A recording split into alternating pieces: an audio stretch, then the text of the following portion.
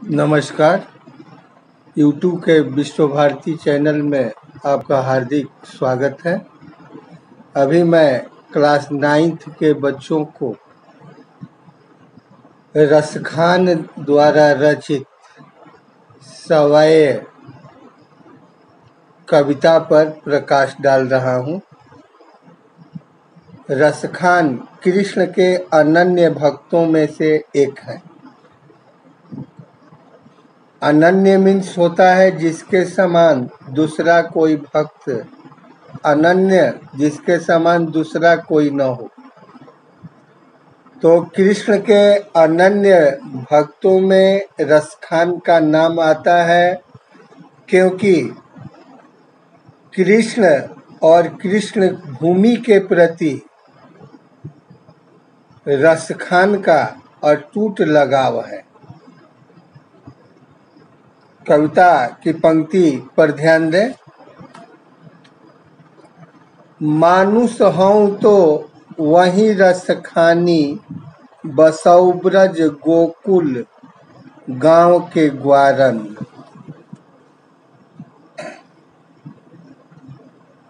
कवि रसखान उम्मीद जताते हुए कहते हैं कि मानुष हूँ तो यदि मैं अगले जन्म में मनुष्य बनूं, बसौ ब्रज गोकुल गांव के ग्वारन, तो बसों मैं निवास करूं, मेरे को स्थान प्राप्त हो ब्रज, ब्रज में, गोकुल में। ग्वारन मीन्स ग्वालों के बीच। कहने का मतलब है कि कवि कहता है कि यदि मैं अगले जन्म में मनुष्य बनूं तो गोकुल गांव के ग्वालों के बीच रहूं। जाऊं पशु हूं, यदि पशु बनूं तो कहा बस मेरो चरौनित नंद की धेनु मझारन। मझारन मतलब होता है बीच में, धेनु मतलब गाय। नंद की गायों के बीच में, नित्य माने नित्य दिन, बस मेरो चरौनित नंद की धेनु मझारन। कवि कहता है कि यदि मैं पशु बनूं तो नंद के गायों के बीच मैं देखा जाऊं। कहने का मतलब कहता है कि यदि मैं पशु ही बन जाऊं तो चाहता हूं कि गाय बनकर रोज नंद की गायों के बीच ब्रजभूमि में विचरण करूं। जाऊं पशु हूं, यदि पशु बनूं तो कहा बस मेरो चरौ नित नंद की धेनु मझारन। धेनु मतलब गाय। नंद की गायों के बीच में गाय बनकर मैं ब्रजभूमि में विचरण करूं। पाहन हूं तो वही गिरी को, पाहन पत्थर, यदि पत्थर बनूं तो वही गिरी को, उसी पर्वत को जो कियो हरिछत्र पुरंदर धारण। पुरंदर मतलब होता है इंद्र। कहने का मतलब कवि का कहने का भाव है कि अगर वह पत्थर बने तो उसी गोवर्धन पर्वत का अंग बने, जिसे इंद्र के कोप से बचने के लिए कृष्ण ने छत्र के रूप में अपनी अंगुली पर धारण किया था। जो खग हऊँ तो बसेरो करऊ मिल कालिंदी कुल कदम की डारन। कालिंदी मीन्स यमुना, कुल माने किनारा, डारन माने डालों पर। कवि कहता है कि यदि मैं पक्षी बनूं तो यमुना के किनारे कदम के पेड़ों की डालियों पर मेरा बसेरा हो, मेरा घोंसला रहे, मेरा निवास स्थान रहे। दूसरा पैराग्राफ का अर्थ देखें। या लकुटी अरु कामरिया पर राजती हूँ पूर को तज डारो। कवि रसखान कहता है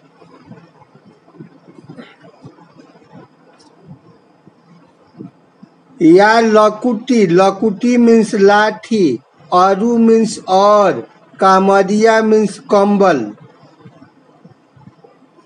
लाठी और कंबली पर राजती हूँ, राज तीनों पूर लोक को तज, तज मीन्स त्यागना, डारो मीन्स त्याग देना, टाल देना। कहने का मतलब है कि रसखान कवि कहते हैं कि कृष्ण की लाठी और कंबल के बदले तीनों लोकों के राज्य को भी त्याग दूंगा। हाँ, आठों सीधी नौ निधि के सुख नंद की गाय चराई बिसारो। आठ सिद्धियां होती हैं और 9 निधियां होती हैं।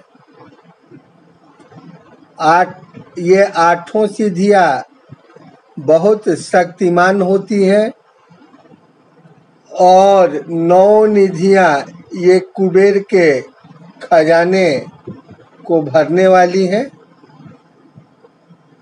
तो कहने का मतलब कि आठों सिद्धि और 9 निधि के सुख को नंद की गाय चराई बिसारो। नंद की गाय चराने में मैं बिसार सकता हूँ, त्याग सकता हूँ।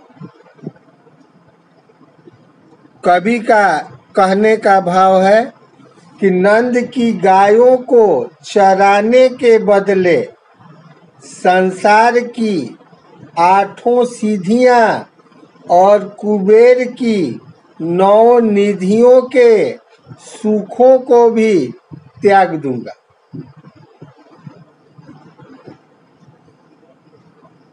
रसखान कबऊ इन आखिन सौ ब्रज के बन बाग तड़ाग निहारो।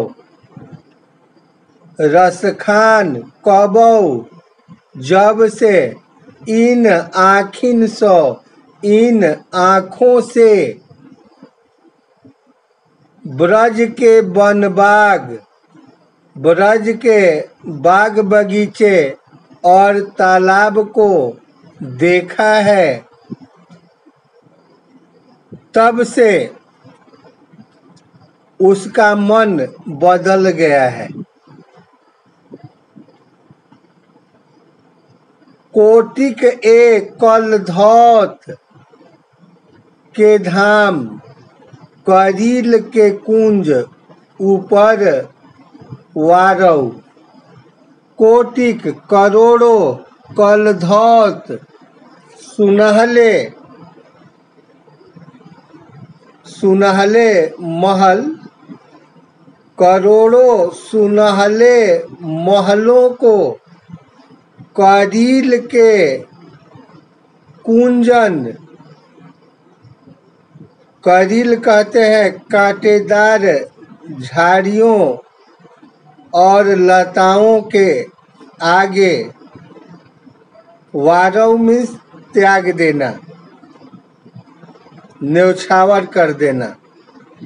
कहने का मतलब करोड़ों सुनहले महलों को करील के कुंजन के आगे कवि त्याग देना चाहता है। पुनः देखें, रसखान कबऊ इन आखिन सो, रसखान जब से ब्रज के वनों को, बगीचों को, तालाबों को देखा है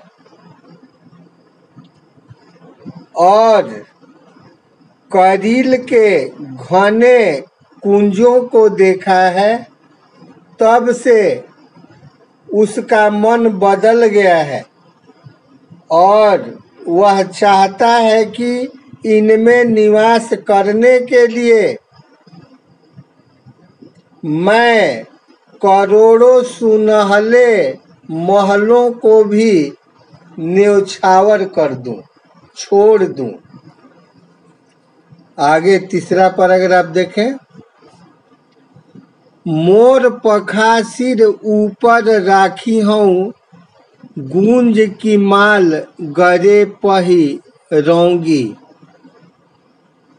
मोर पखा, मोर के पंख। तीसरा पैराग्राफ है, ध्यान देंगे। मोर पखा मीन्स मोर के पंखों से बना हुआ। ऊपर राखी हो, ऊपर जो रखा जाता है, सिर पर रखा जाता है, जिसको मुकुट कहते हैं। मोर के पंख से बने हुए मुकुट। गूंज की माल, गूंज की माला गले, गले में पहिरौंगी, पहनूंगी। कहने का मतलब कृष्ण के से प्रेम रखने वाली एक गोपी अपनी सखी को उलाहना के स्वर में कहती है, शिकायत के स्वर में कहती है। क्या कहती है? कि मोर पखा सिर ऊपर रखी हूँ, अब मैं अपने सिर पर मोर से बने हुए मुकुट को रखूंगी। गूंज की माल गले पहिरौंगी और गूंज की माला को गले में पहनूंगी। पीतंबर, पीले चादर को ओढ़कर, लय लकुटी हाथ में लाठी लेकर, वन गोधन ग्वारिन संग फिरौंगी। गोधन के ग्वालिनों के साथ में विचरण करूंगी। भाव तो ओहि मेरो रस खानी, भाव तो अच्छे लगते हैं, ओहि कृष्ण के लिए आया है। वे मेरो रस खानी, कभी रसखान गोपियों के माध्यम से कहते हैं कि कृष्ण मुझे बहुत अच्छे लगते हैं, तेरे कहे सब स्वांग करूंगी, उनके साथ मैं तरह तरह का वेश बनाकर स्वांग करूंगी, नाटक करूंगी, या मुरली मुरलीधर की अधरान धरी अधरान धरूंगी। लेकिन क्या कहती है कि हे सखी, मैं कृष्ण के होठों पर रखी यह मुरली किसी भी सूरत में, किसी भी स्थिति में अपने होठों पर नहीं रखूंगी। इसी मुरली ने ही तो मुझे कृष्ण से दूर किया हुआ है। चौथा पैराग्राफ देखें। कानन दे अंगूरी रहीबो,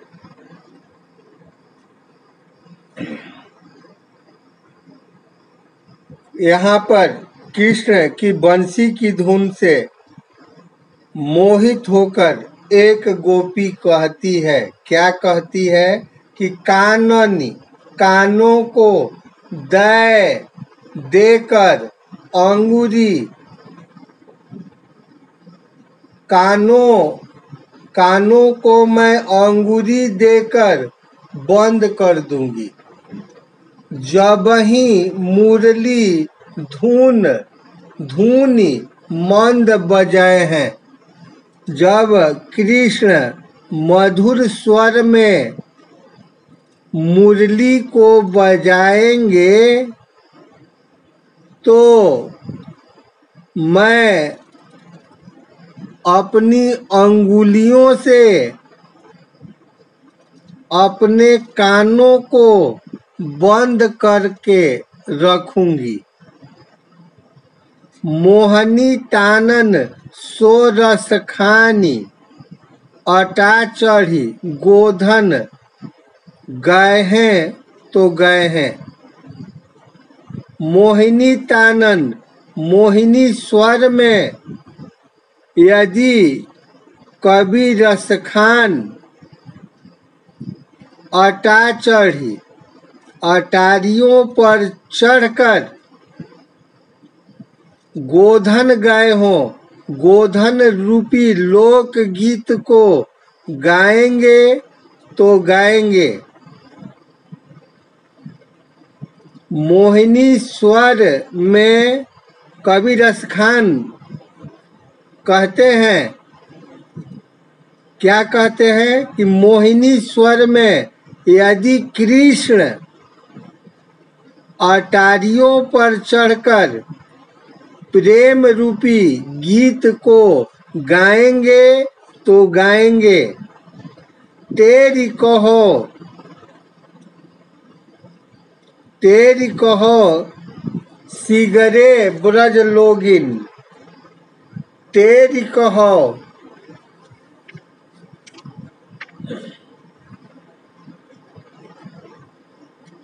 पुकार करके, तेरी कहो मीन्स पुकार करके, सिगरे सभी ब्रज लोगिन, ब्रज लोगों को, ब्रजवासियों को, एक गोपी ऊंचे स्वर में पुकार करके सभी ब्रजवासियों को संबोधित करते हुए कहती है कि काल्हि को कितनों समुझाए हों, कल कितना भी लोग, काल्हि मीन्स कल, को मीन्स कोई, कितनों कितना भी समुझाए हैं, समुझाएंगे।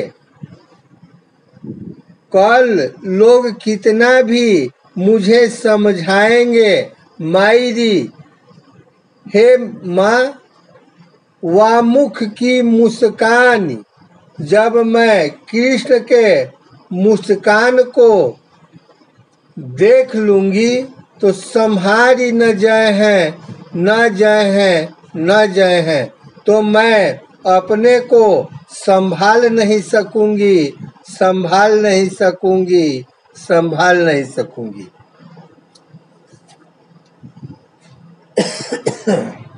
अब सवाए के प्रश्नोत्तर पर ध्यान दें।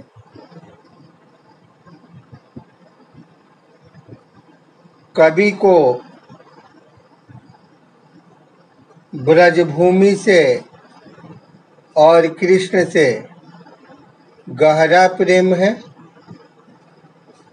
वह किसी भी स्थिति में कृष्ण से और कृष्ण भूमि से अलग होना नहीं चाहता है। इस संदर्भ में पहला प्रश्न है, सवय का पहला प्रश्न को देखें।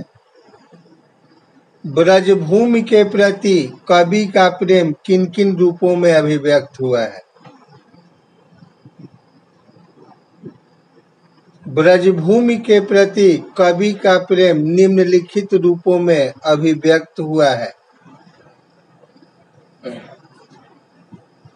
वह इस जन्म में ही नहीं, अगले जन्म में भी ब्रजभूमि का वासी बने रहना चाहता है। कौन? कवि रसखान। कवि रसखान इस जन्म में ही नहीं बल्कि अगले जन्म में भी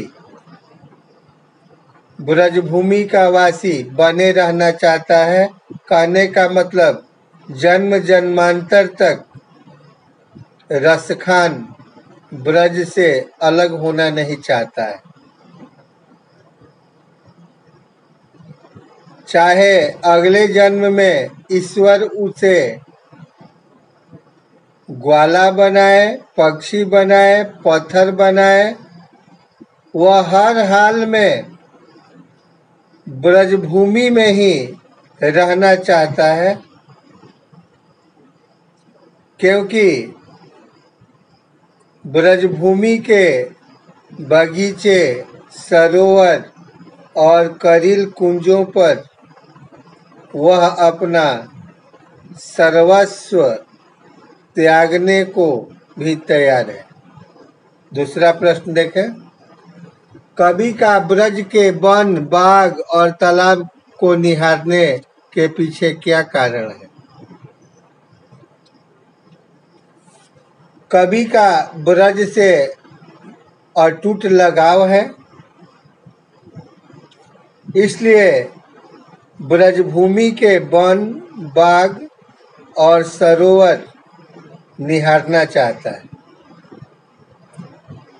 इनके साथ कृष्ण की यादें जुड़ी हुई है। किसके साथ? ब्रजभूमि के साथ कृष्ण की यादें भी जुड़ी हुई है। कभी कृष्ण इन्हीं में विहार किया करते थे, इसलिए कवि उन्हें देखकर धन्य हो जाता है। तीसरा देखें। एक लकुटी और कामरिया पर कवि सब कुछ न्यौछावर करने को क्यों तैयार है? एक लकुटी और कमरिया पर कवि सब कुछ न्यौछावर करने को, त्यागने को तैयार है, क्योंकि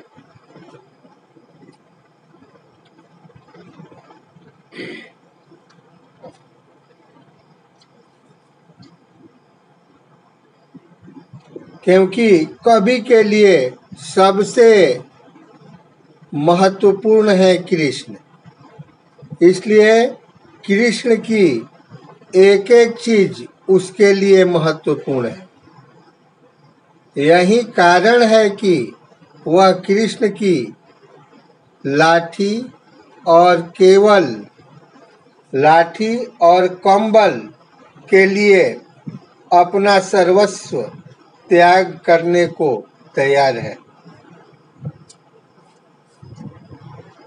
चौथा है, सखी ने गोपी से कृष्ण का कैसा रूप धारण करने का आग्रह किया था?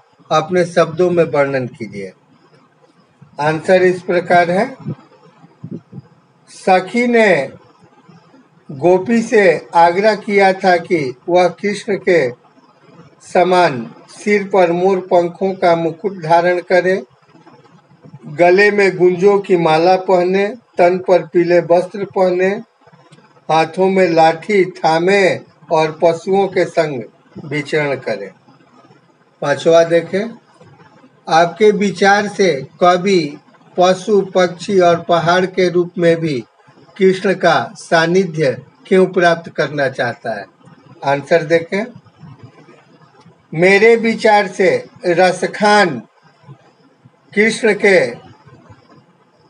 अनन्य भक्त हैं। वे किसी भी सूरत में कृष्ण का सानिध्य चाहते हैं।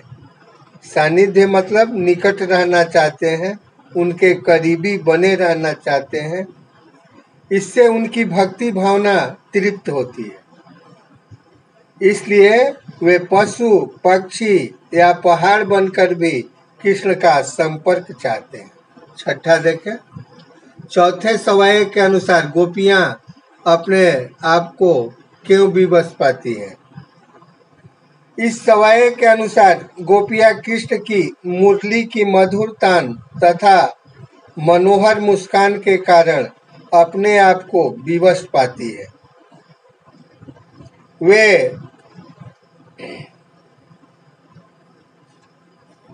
वे आपा खो बैठती है और कृष्ण के बस में हो जाती है।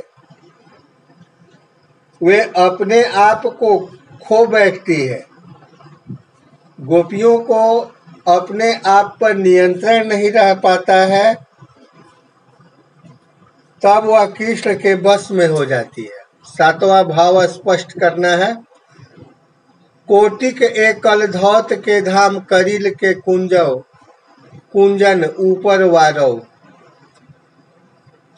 कोटिक करोड़ों कलधौत के धाम कहने का मतलब सुनहले महल, करील के कुंजन लता और कटीली झाड़ियों से बने हुए घरों के आगे सुनहले घरों को कभी त्याग देना चाहता है। इसका सटीक आंसर देखें। रसखान ब्रजभूमि से इतना प्रेम करते हैं कि वे वहां के कांटेदार करील के कुंजों के लिए करोड़ों महलों के सुखों को भी न्यौछावर करने को तैयार है। ख इसका देखें, सतवा का ख है, माई जी वाह मुख की मुस्कान संहारी, न जय है न जय है न जय है। एक गोपी कृष्ण की, आंसर है, एक गोपी कृष्ण की मधुर मोहिनी मुस्कान पर इतनी मुग्ध है कि उससे कृष्ण की मोहकता झेली नहीं जाती। वह पूरी तरह उस पर समर्पित हो गई है। 8 नंबर देखें, कालिंदी कुल कदम की डारन में कौन सा अलंकार है? कालिंदी शब्द का प्रारंभिक अक्षर क है, कुल का प्रारंभिक अक्षर क है और कदम का प्रारंभिक अक्षर क है। इसलिए क वर्ण की यहाँ पर बार बार आवृत्ति होती है, इसलिए इसमें अनुप्रास अलंकार है। 9 नंबर देखें, काव्य सौंदर्य स्पष्ट करना है। या मुरली मुरलीधर की अधराधन धरी अधरा न धरोंगी, कहने का मतलब इसमें यमक अलंकार का सौंदर्य है।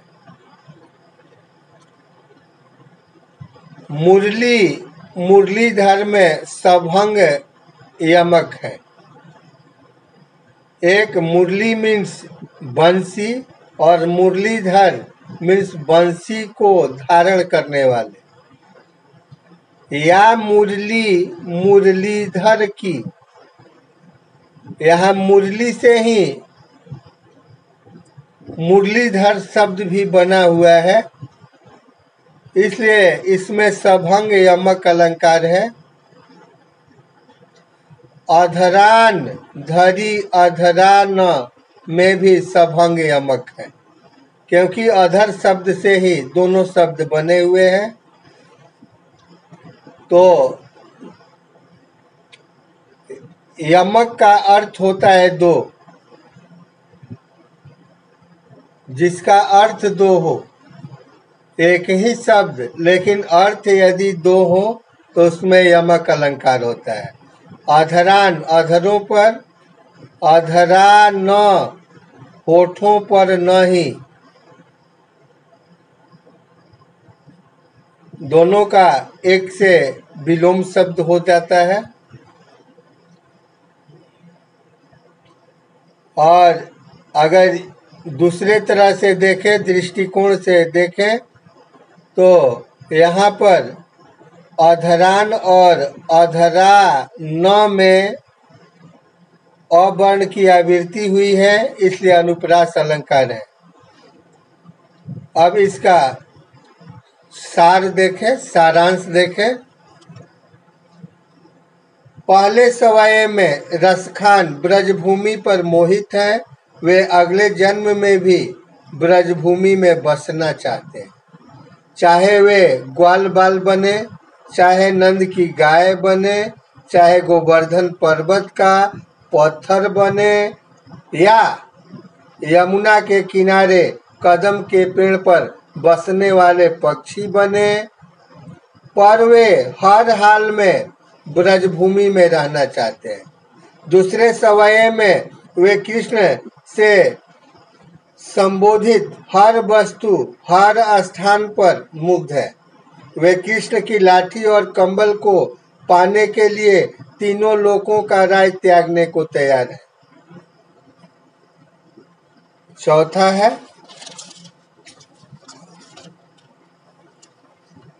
तीसरा सवाया है।